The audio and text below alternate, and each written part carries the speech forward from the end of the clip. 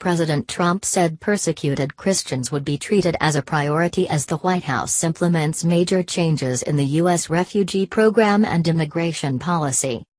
Trump said Syrian Christians seeking refugee status in the U.S. have been treated unfairly in contrast to Syrian Muslims in an interview with the Christian Broadcasting Network's David Brody on Friday.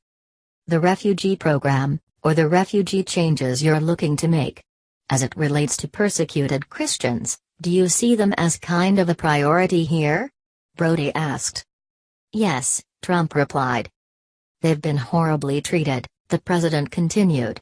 Do you know if you were a Christian in Syria it was impossible, at least very tough to get into the United States?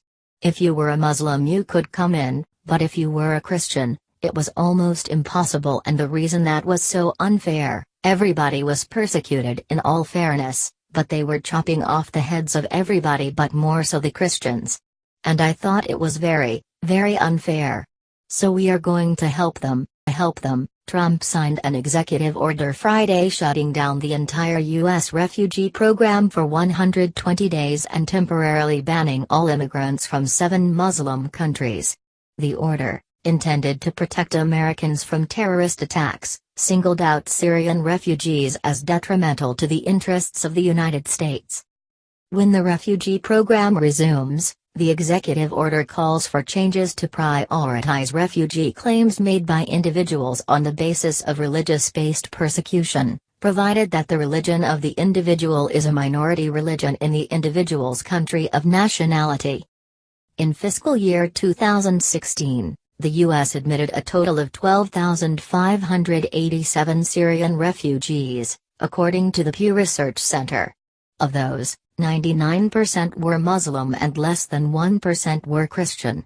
Syria's population is 87% Muslim and 10% Christian, according to the CIA World Factbook. In all, the U.S. admitted a record total of 38,901 Muslim refugees compared with 37,521 Christians in fiscal year 2016, according to the Pew study. Critics have called Trump's new policy a violation of the First Amendment guarantee of religious freedom, and legal challenges to the order are likely. But any such lawsuits will face a major hurdle. The executive order does not identify the countries facing an immigration ban based on religion. Of the 7 nations on the list, 3 of them, Iran, Sudan and Syria, are listed as state sponsors of terrorism by the State Department. The other 4, Iraq,